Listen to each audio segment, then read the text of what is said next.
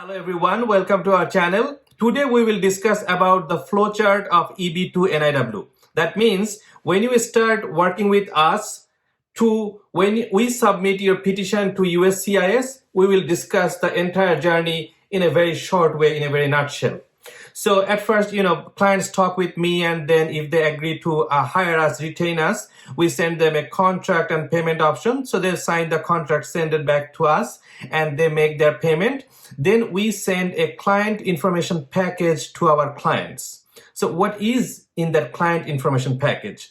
So we ask clients to send some information to us that help us write all this letter of recommendation, petitions, economic impact analysis, everything. So we will discuss about this in this video. So in the client information, we ask our clients to send us their detailed CV. So it's not just 1 or 2 page resume. It's like a detailed CV. Try to give us as many information as you can.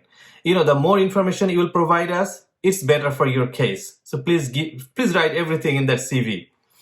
And by the way, this process we follow in our law firm. Also, if you apply yourself, you can follow the same thing. It's pretty much the same, self-descriptive and pretty much the same thing. So we ask detailed CV from our clients. Also, we ask for most significant research summary or project summary. So for example, our client already finished PhD. And then we ask for most significant research summary. It could be the entire PhD dissertation or part of the PhD dissertation, or few parts of PhD dissertation and other publications or other significant projects from their internship or anywhere. Find top most significant project or research and give us a summary. So in every summary, there should be 4 different parts. One is technical summary of that research or project, non-technical summary of that research or project, and this non-technical summary should be in a way that a layperson who has no idea in your specific field will understand just by reading this thing. So it should be in a plain English language. The third part should be scientific impact of this research or project in the scientific community, in your specific community. And number 4 should be the US economic or social impact by this research or project. So don't worry, this summary, economic impact that you provide to us, it's just basic information. We do our whole entire research on your economic impact. But we just want to know a little bit from you because, you are expert in this field. So you better know about yourself than we do. So we want to get some information about economic impact, about your specific research, about your specific field kind of. So we ask for CV and research summary. We also ask your proposed endeavor. What you want to do after 5 years. Where you want to see yourself after 5 or 10 years from now. And don't just tell, I want to be a professor or I want to be a research scientist. Just tell us little details, in which university you want to work, which one is your dream university, which kind of activity you want to do. So give us little detail and also pathway to this dream, to your target profession. From now to 5 years from now, this journey, just tell us a little bit. It doesn't have to be a 10-page essay. The entire proposed endeavor could be in 2 pages, which is good. You can just write down in a bullet point, but give us information, what you want to do. And, one of the easiest way, this is the trick. So for example, you want to be a professor of a top-tier university like Harvard. So the best way to write your proposed endeavor is find a professor in Harvard that you really like, study his or her CV, and tell us that you want to do that 10 years from now. And just, break down the path from now to 10 years and tell us hey, you know what?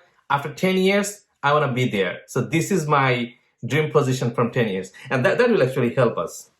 Okay, after proposed endeavor, we also ask you to give us information about 6 recommenders who will write recommendation letter for you. Technically, we will write for you, but they will sign. So we need information about those person. So what kind of information we need about those person? We need like how they know you.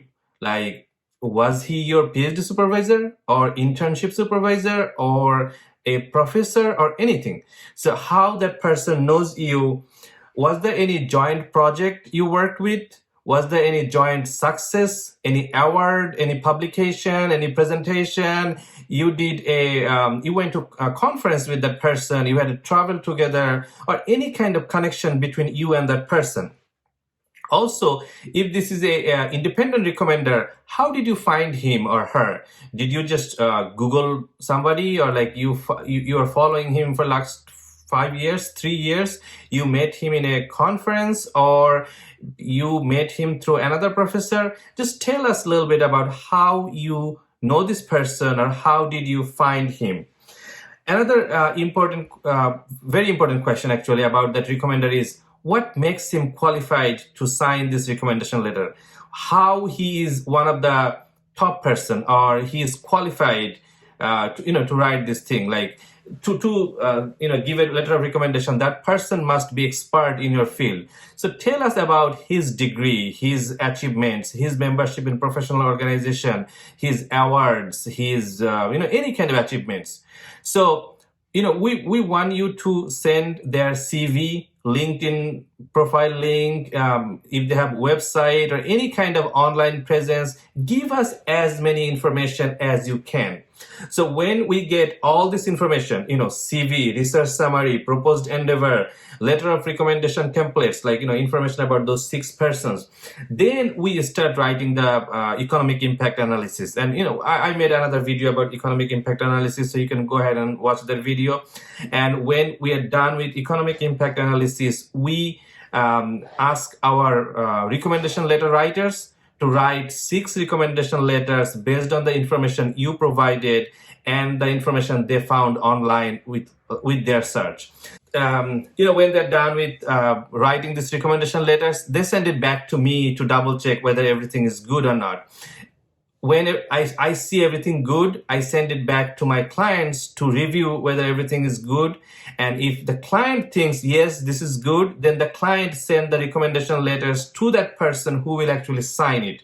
And that person also, read it, and, they can also edit a little bit. But if they edit like significantly and, we cannot submit it to the USCIS, then we don't accept it. We write another recommendation letter for probably another person.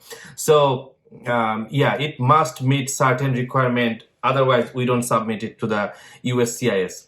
So when clients get 6 signature from 6 different persons, send it back to us, then we start writing the petition. And petition is like a 30 to 40 page document, and including all the exhibits. Sometimes it goes like 800, 900 pages, 1000 pages. Sometimes it's like 500 pages. It depends.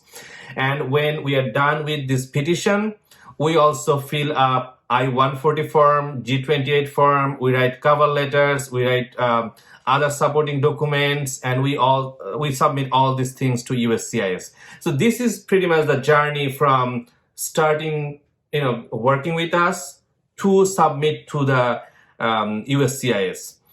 It takes usually like 1 month to 2 months, depending on how cooperative you are. If you send all these documents to us very fast, we can do it very fast. But sometimes clients take a lot of time, so it kind of depends on them. Well, that was our video today. Thank you for being with us. And if you have any question or comment, please comment underneath this comment box. And thanks for liking and sharing. Thank you very much. Have a wonderful day.